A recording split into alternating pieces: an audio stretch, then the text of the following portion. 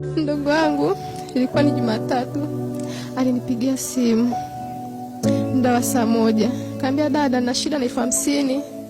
Kaambia mdogo wangu kwa haraka haraka, basi subiri kidogo mimi nitakutumia. Nikafanya process, nikapata 50,000, nikamtumia. Akanipigia simu, dada, asante nimeiona. Nikasema sawa. Ilipotoka hapa tukawasiliana tena. Kesho yake ambayo Jumanne kama mida ya saa 7 alinipigia simu. Dada, unaendeleaje? Nikamwambia naendelea vizuri mdogo wangu.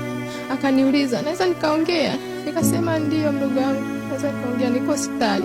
Akasema, dada, hapa bosi wangu ana bosi wawili, bosi wa pikipiki na bosi ambaye alikuwa anamfanyia delivery, anauza vipodozi. Akasema, dada, bosi wa vipodozi kaniambia nijiandae niende Tanga, anafungua duka Tanga, duka lingine.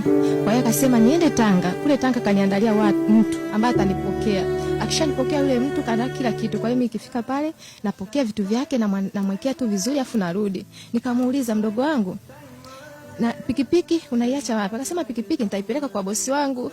Nikasema bosi wa pikipiki hana shida, mpaka uipeleke pikipiki kai wiki nzima. Akasema, dada, yani yule hana shida kabisa. Kaambia, dada, lakini katika nauli nimepeleka 35. Nikamwambia, mdogo wangu, kwa nini huyo bosi asikutumie nauli? Bosi kaniambia nitumie hela yangu. Alafu nitapiga hesabu. Nitamwambia atanirudishia hela yangu yote.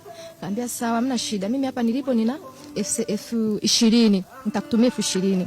Nikafanya process, nikamtumia 20. Nilipomtumia ile 20 hakunirudia kwamba dada, nimeiona hela. Basi kumbe pale pale akamtafuta mdogo wangu ambaye ndo kaka. Akamtafuta. Kaambia, kaka, naomba unisaidie 15. Nitakurudishia jioni. Basi kaka hakufanya lingine, akachukua 15 akamtumia. Kwa hiyo lengo la 35 likatimia. Baada ya kumtumia kaka, hakumrudia tena kumwambia kaka, hela nimeiona wala nini. Basi ilipofika hiyo saa ngapi? Ilikuwa kama saa 9. Nikapiga simu. Simu haipatikani. Nikampigia mdogo wangu, huyu ambaye alikuwa anakaa naye. Nilipompigia tu akaniambia, dada, dogo ameondoka na ufunguo. Nikasema, ameondoka na ufunguo, ameenda wapi? Sijajua. Ikabidi nimwambie basi ngoja nimtafute. Piga simu tena, haipatikani. Ilipofika saa 1 akanipigia bosi wake, bosi wa pikipiki. Kaambia, dada, samahani, mimi ni bosi wake na Alex haonekani na pikipiki haionekani. Kaambia, haonekani? Na mimi huku napiga simu haipatikani. Nikamwambia, nikamueleza namna gani nilivyomkopesha zile hela. Akasema, basi mimi ngoja nifuatilie kitakacho na nini nitakujulisha. Nikasema sawa. Kwa hiyo tukawa tumeishia hivyo. Asubuhi mimi toka huo usiku napiga simu haipatikani, piga simu haipatikani. Asubuhi na mapema nikamtafuta yule kaka ambaye ndio bosi wake wa pikipiki. Nikamuuliza, kaka, vipi, umesikia labda process yoyote au kitu chochote? Akasema, dada, hapa nilipo nilikuwa nimejiandaa nikupigie, nikwambie kwamba sijasikia chochote, ila nilikuwa nakuomba uje. Kaambia, unaniomba nije? Kuna nini kwani? Umesikia kitu chochote? Akasema, hapana dada, mimi sijasikia chochote, lakini nilikuwa nakuomba uje. Nikamwambia, kaka, ni kweli, lakini sasa nina mgonjwa.